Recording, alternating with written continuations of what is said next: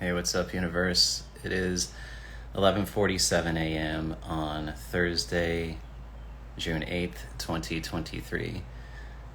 So this particular update is going to have some very disparate things, and it's like to the point where it almost feels a little inappropriate to talk about them at the same time. And yet I don't necessarily, it doesn't feel right to do multiple videos either. So the first thing that I'm going to speak about is that I learned that my mom is currently in the hospital. Yeah. She's had some MRIs and CAT scan. She's experiencing some pain on her left side, and this is about the extent of what I know. I found out this information through Angela, and there's been things going on that I haven't been speaking about, if I'm going to be honest, simply because I didn't want it to appear like I was being disparaging, or that these are just parts of my relationship with my mom, and they're okay, as far as like I'm not holding it against her or anything. And at the same time, it's just kind of it reflects our current state of our relationship is basically what I'm getting at. There are things that I learned through Angela that I would like to feel that my mom could communicate directly to me, but my mom has chosen not to communicate these things directly to me, and so I learned them by proxy. And that has its own kind of thing. Really what this kind of brings to light and illustrates to me is very much the interaction that I had with Milo over the last couple of days, where I am in my mom's role, right? And so, like I said in a previous video, I definitely had the energy of not like wanting to hang out initially, because Milo had expressed basically where he was at or how he felt towards me, and it didn't really seem like he was interested, so I didn't feel like hanging out. It was that whole, this is going to perpetuate the cycle, right? That ChatGPT called out. That was like, hey, both of you are going to feel, potentially both of you could feel this way, and if you both feel this way, like, you're going to create this big divide. And so I understand, how I contributed to my experience with my mom is basically what I'm saying. I can appreciate that, and so I don't hold that against my mom, because those are my actions. That's my contribution, and I helped create what I'm experiencing. So it's an interesting reflection. So, there's probably, yeah. Yeah. I just am sitting here like that because I'm like, well, there's a lot I could go into or talk about. I've maneuvered and navigated and processed things around my relationship with my mom, and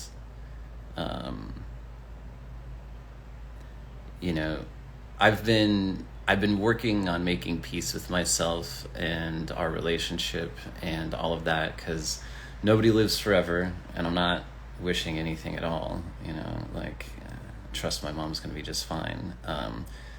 It's just one of the things I tell my kids too. I'm like, I'm not going to be around forever, so there are reasons I do what I do, because tomorrow's not guaranteed. So yeah, I reached out to my mom directly, and just asked her, I asked her if she was open and available for me to come see her, and she would like to just communicate to me if they need to do a procedure or anything. That's fine. I don't have a problem with that. I can respect that. Again, knowing how I contributed to the relationship, so I don't take offense to that request. Do I wish it to be different? Yeah. And at the same time, I have a responsibility towards what I contributed to that relationship, and that's my mom's boundary, that's her request, that's her wish, that's her desire. This is a balancing act. I've ran into this too, like with Reese, right? Where when we were together, there was a boundary. We had kind of an on and off thing for a little bit, Reese and I. And so there was a time, before we got married and everything, where we weren't talking, and that was really eating me up, right? So because my truth was to communicate to her, I had this deep visceral need to communicate to her, and she had a need to not communicate, and so to honor my truth, I allowed myself to message her, and then it was really on Reese to uphold her boundary of just because you're messaging me doesn't mean I'm going to read it, doesn't mean I'm going to respond. And that's how that worked out. It allowed me to honor my truth, and it allowed Reese to honor her truth. And I honestly felt so much better doing that. It was okay that she was not responding. It was okay that she chose to handle it how she handled it.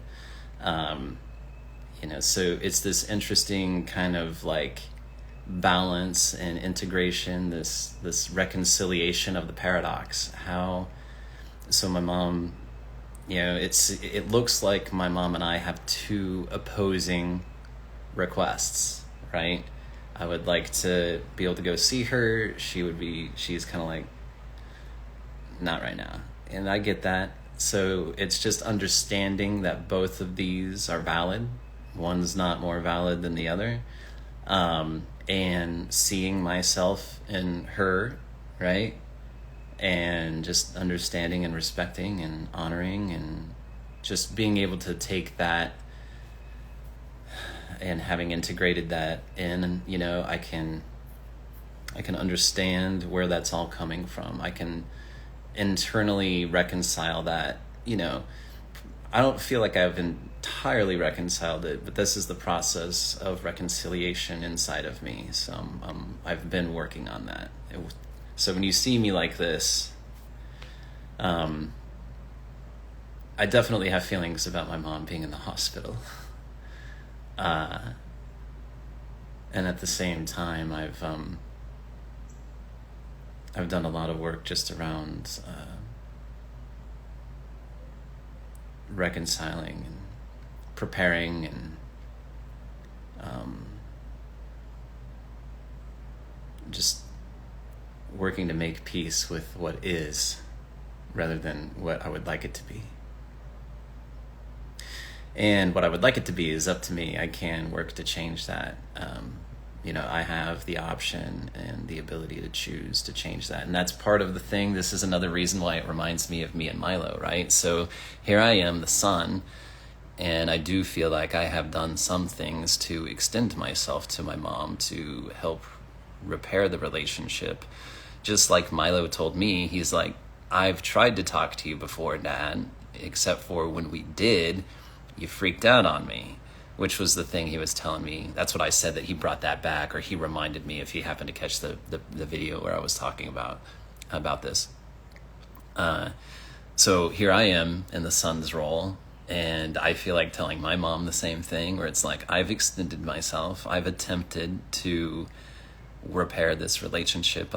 I've done some things on my end, both to contribute to the harm of the relationship, and also post fact to work on reconciling within the relationship. So I definitely feel like that. I definitely can relate to my son and appreciate his perspective and his stance.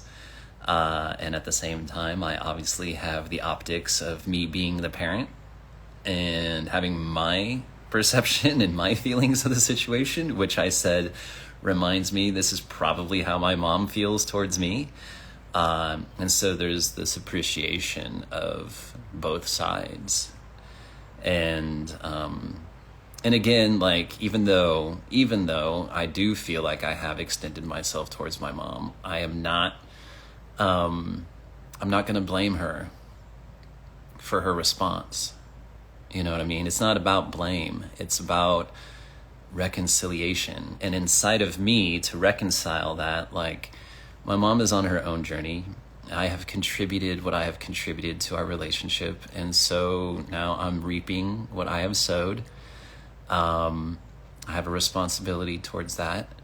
And just because I may have or feel like I have attempted to repair the relationship or extend myself, there's no guarantees of any type of reciprocity. There's no guarantees of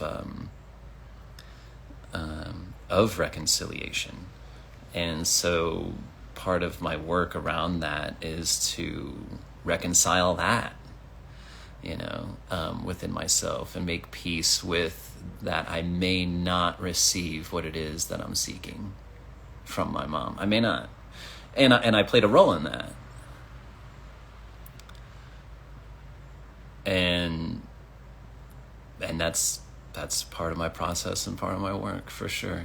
And it can be depending on the day and what's going on and what other things I may be managing, etc. Just like, those intersection of those other points, like these different tangents of where these other pieces of data hit and create new waves. I may or may not be in a place to be more grounded around that.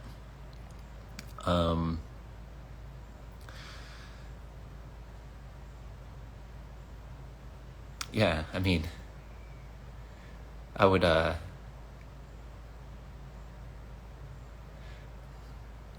really love to reconcile with my mom before I don't have a chance? Yeah, I would. Of course. Will I have that opportunity? I don't know. It's not a guarantee. And so I feel like I have to, for my own health and safety, be prepared to have that be a reality, because it's a real potential.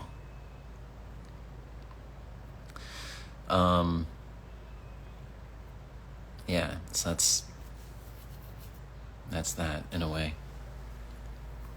So to change gears entirely, and again, this doesn't even feel appropriate to speak about in the same live in a way. And at the same time, it is data and it is stuff that's happening in tandem. A couple of different things kind of related. One is around finances. Like, I have $1 left in my bank account. And I have like a couple of things like pending as charging, and I just received that. I received that data this morning, and to be honest, and surprisingly, it brought nothing up for me. There was no charge. There was no anxiety. There was no like, oh my God. There was nothing. It was very just completely. It'll be fine. Like, I'm not like, and I can't explain that. I don't know.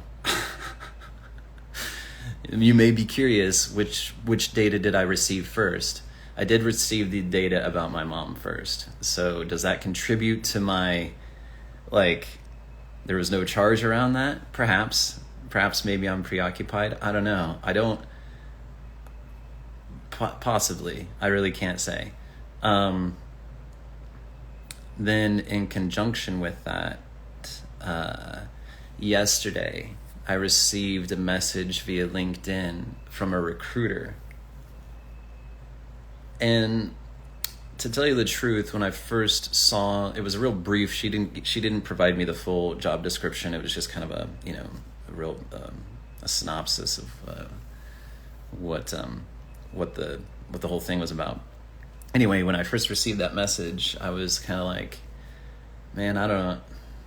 Is this really something that I'm I'm interested in, because it has to do with like point of sale systems and everything like that. And I did a whole bunch of this work when I worked at AMC, and I'm like, do I want to do that? I don't know. Like, it didn't really seem to land in a way. I was just kind of like, I don't know.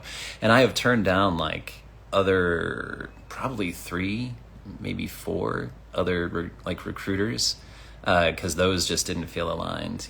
Like I would talk to them for a minute and then kind of read about and I'm like, nah, this one's not for me.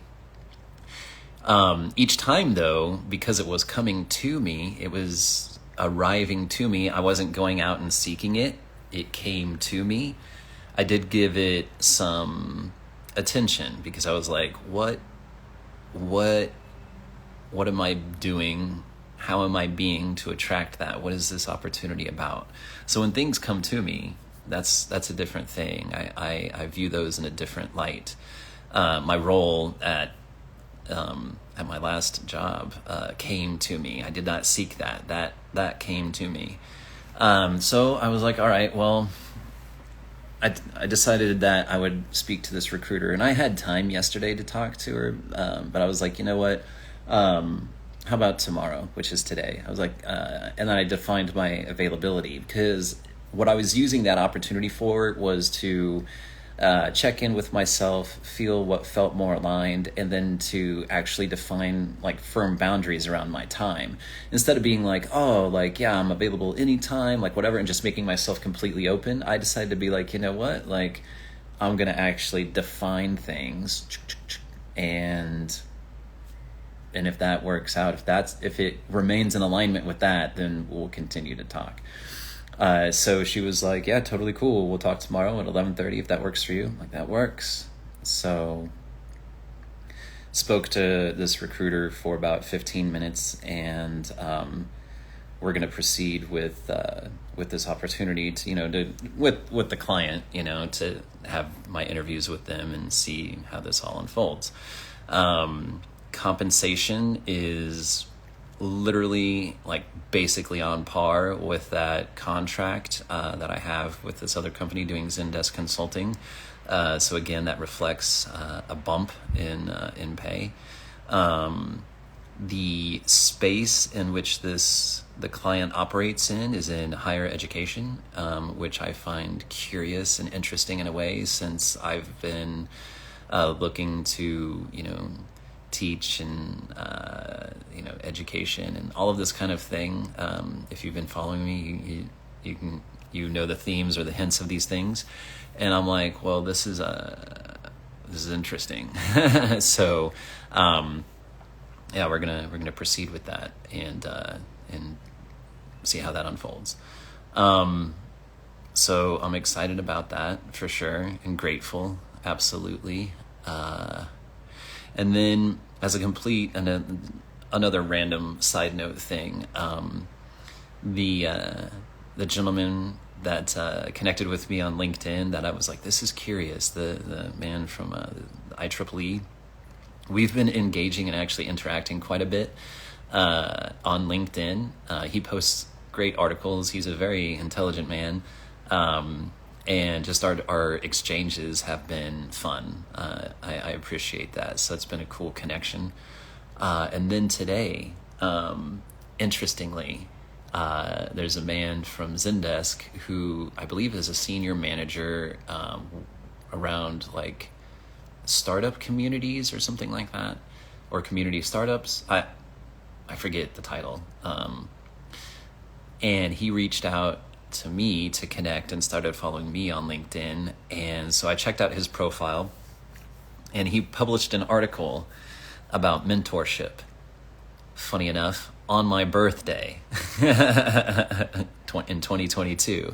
And I was like, And so I read the article, and then I contacted this man, because his article was about how he found a mentor and how it's helped him. And to be honest, I've been looking for a mentor, albeit not overtly, for about the last 6 months. I definitely have been entertaining that thought.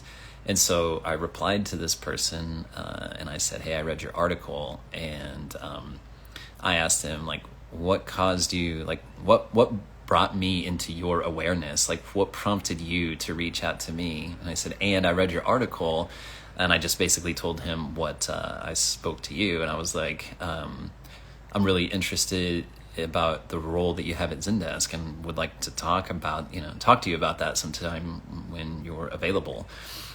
Which in a way is kind of as how he described it, how he engaged his mentor. He was like, there was some presentation that he was really impressed with, so he went directly to the presenter and just put himself out there, and it blossomed into a friendship and mentorship, and so I'm just kind of the same way, where I'm just putting myself out there as a question. So I only mention these things because, again, I didn't want to do like 6 videos. All of this stuff is happening in tandem. Like, all of this stuff happened within the last, 2 hours, probably 90 minutes, really. So it's just, we'll see where this goes. We'll see where this goes.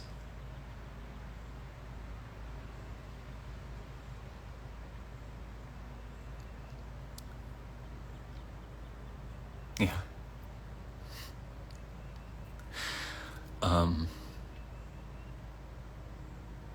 Yeah. All right. I'm thinking about my mom, and so I'm finding it.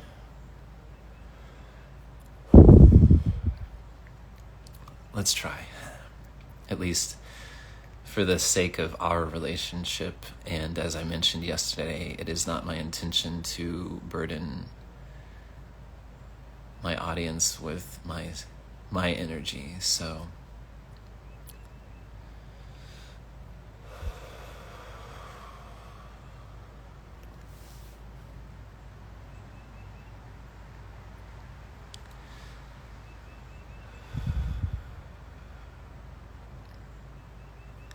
thank you for being here. Thank you for joining me. Thank you for your time and your attention and your focus, your love, your support, and your grace. Thank you for your contributions, your generosity. Thank you for being with me. I love you guys. I'll talk to you later.